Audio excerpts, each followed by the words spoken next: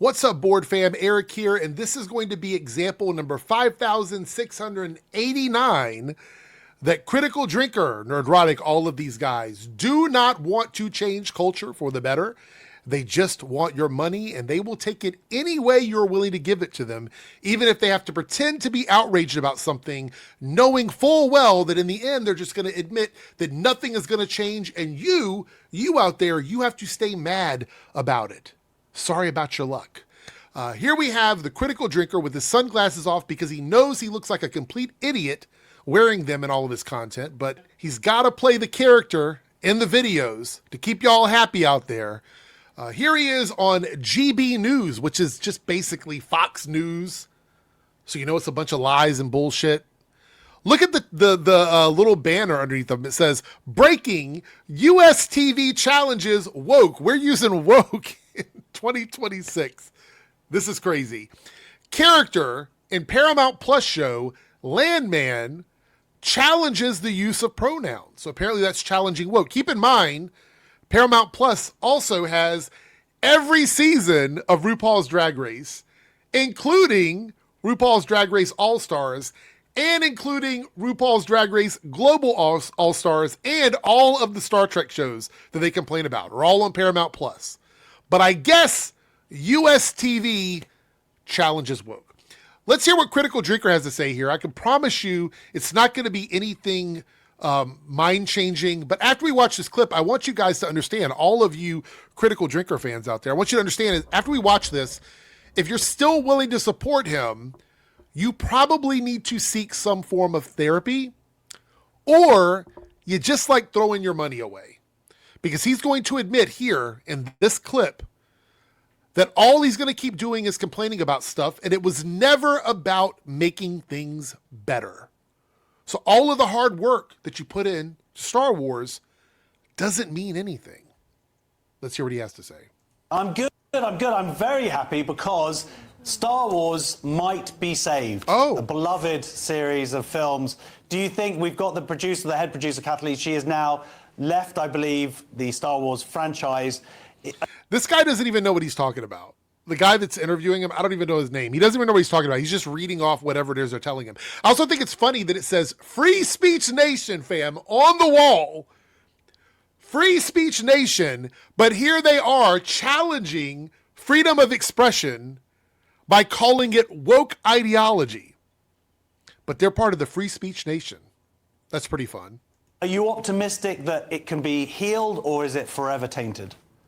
I think it's forever tainted at this point. Under her stewardship, they've taken Star Wars from one of the biggest pop culture phenomenons in our history to a bunch of largely irrelevant TV shows on another. There you have it, forever tainted. He's not even willing to give it a shot. He's not even like, let's wait and see. Let's wait and see if all the hard work that myself and my viewers have put in over the years, if all of that hard work is going to pay off and things are going to get better for Star Wars. No, it's not. Absolutely not. So you have to stay miserable and listen to him complain about everything for Star Wars forever. Lock in. Put your seatbelt on. Get ready. You have to be mad about Star Wars until you're dead. Until you're gone. You have to be angry. Sit around with all of these other old men screaming and yelling about Star Wars because it's just, there's no money. There's no money in giving it a chance. There's no money in that. The only money that they know is to continue the grift, continue to make you guys mad at something and be angry about something. And I implore you, even if you don't like me, and I know a lot of you don't. I know a lot of you out there don't like me. Even if you don't like me, you have to understand. He is admitting here that nothing is going to change only because of the fact that he is not willing to give it a chance. So what is all the fighting for? What are you doing here? Is it just complain? I've said this about these channels before. I'm going to reiterate it here because I think it's really important. These channels are problem-centric channels. What I mean by that is they love to create problems and discourse and anger and outrage and make all of the money off of that. However, they have no solution to the problems. For years, the solution was getting rid of Kathleen Kennedy. For years, she was going to be fired. For years, as soon as she's gone, Star Wars is going to be better. They kept saying that because they didn't believe it was actually going to happen. In their minds, they didn't think it was going to happen, so they could just keep saying it because it didn't matter if she ever left Star Wars or got fired. It didn't matter because they never believed it would. And here she is, retiring, stepping away from Star Wars, and now they have to create new things to be mad about, because that is the way they make money here on YouTube. If you're still listening to these guys, if you're still supporting them with your time and your energy and your money, if you're doing that, just know that there is no brighter side to this. There's no greener grass on the other end of this. There's no solution to the problem. There's no alternate stuff that you can tune into that's good. None of that will ever happen. These guys will keep you perpetually angry and upset about everything you love because it allows them to make money. And then after they're done with that, they can turn their camera off. They can go watch Star Wars. They can watch all of these things and enjoy them because all they have to do is make a few videos a week telling you guys how to feel about something. And you're just going to do it. And they have you trained. They have you trained like dogs. Let's hear what else he has to say. A particularly successful streaming service.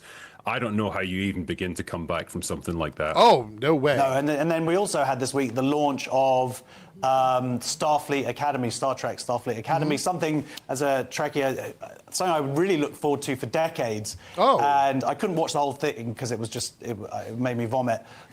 Interesting. You literally are advertising a challenging of woke below you with Paramount Plus and a TV show on Paramount. You're using that as an advertisement below you while you're complaining about Star Trek that is literally on Paramount Plus. I don't believe you. But some of the clips were just unbelievable. And it didn't get, like, the viewer, it did not do very well. That's fair to say, right? Okay. No, they released the first episode onto YouTube for free to try and get some interest. Fun fact, a lot of things release their first episode on YouTube for free, and Paramount Plus is very consistent in this.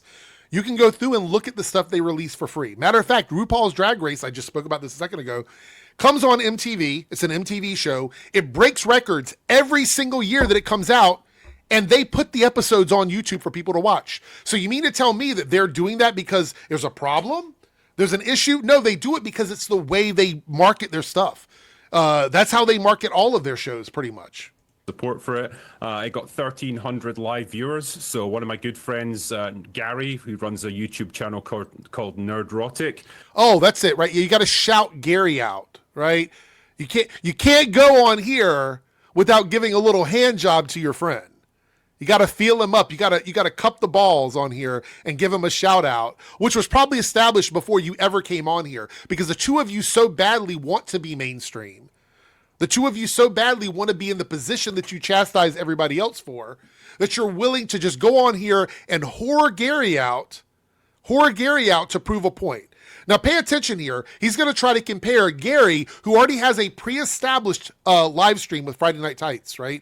A pre-established live stream, a pre-established audience.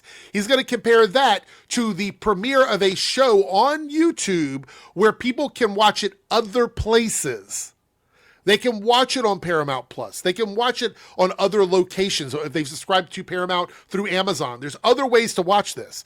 But he's going to compare that as if that is the only way you can watch Star Trek is on YouTube with one of Gary's streams. This is bad faith. This is bad faith. Let's listen to this. Gary, who runs a YouTube channel called Nerdrotic, he put a live stream up of just a Spock action figure sitting in a chair with nothing going on, and that got 3 times as many live viewers. Oh, okay. So case closed. Case closed. Some people trolling on an unregulated system where you can just have bots in the chat all day. That proves your point. That case closed, guys, because people were only watching the episode of Star Trek at that exact time on YouTube. Wonderful. As Starfleet Academy. That shows you how this franchise is just completely dead. And isn't it sort of $10 million an episode? I believe it is, yes. It's not confirmed. It's not confirmed. They said that it could be upwards of 20, but they said that they were trying to get it closer to 10. That's an unconfirmed amount. They're basing it on the Strange New Worlds budget. So that's, again, information they don't know. And you've got a character wearing glasses. There is one sort of bright light in the TV show Landsman, if anybody's watched it, but they have a character there. Unfortunately, we can't show the clip for time, but the character there calls out their sort of non-binary flatmate, which is kind of a big deal on American TV for them to just sort of blatantly just go, no, that's... With RuPaul's Drag Race, which typically covers topics like being non-binary, trans people, obviously gay community, gay culture, drag culture, all those things.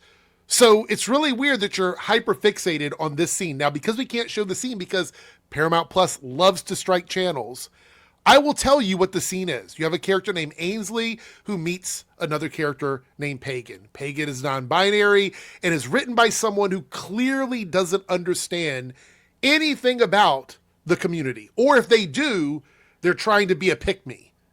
Because the character is written to be absolutely insufferable in the scene. Arguing with her, going back and forth with her, with Ainsley. And there's a discussion about pronouns. And then Ainsley, who in the entire scene sounds stupid as fuck, which is literally the audience that they're obviously catering to with this character. Dumb, stupid, blonde, white girl that just... both of these characters are stereotypes. Both of them. So that's bad enough. But she's like, well, why do you call yourself they, them when they, them is plural? It's also singular. It's also singular. Like if I see someone across the room and I go, hey, look at them over there. Or I wonder what they're doing. That's a singular way of using it. So it's singular and it's plural. But she's literally so stupid in the scene, she doesn't understand that. And this character, Pagan, is also being absolutely insufferable with a bad personality. That's what the scene is. But it's also on a network that has Star Trek. It's also on the network that shows queer content. So I'm not really sure what the message you're trying to get here, except that Landman is actually, at least the scenes that I've seen, a pretty poorly written TV series. Yeah, not something you would see on most networks, but Taylor Sheridan, I guess, is more based than most TV producers, and I think he's not afraid to call stuff like that out. I mean, it's very much low-hanging fruit at this point. It's the kind of thing that's very easy for people to mock if they're that way inclined, but he went ahead and did it. But you still do it all the time, bro. You guys still cry about it. Cry more, though. I really want you to cry more. Can you, if I have a video request, can you just make a video with you sitting around crying about diversity? I think that would be really cool. Like just tears everywhere. Maybe you got a support teddy bear, something like that. I would really love to see that. Because the fact that woke shit makes you upset is increasingly more exciting, I think, for me. Anyway, so, fair enough. All right, well, look, we'll take what we can get. Thank you very much for joining us. Critical Drinker. We'll take what we can get. And you bring him off as Critical Drinker. This is one of the most pathetic interviews I've seen.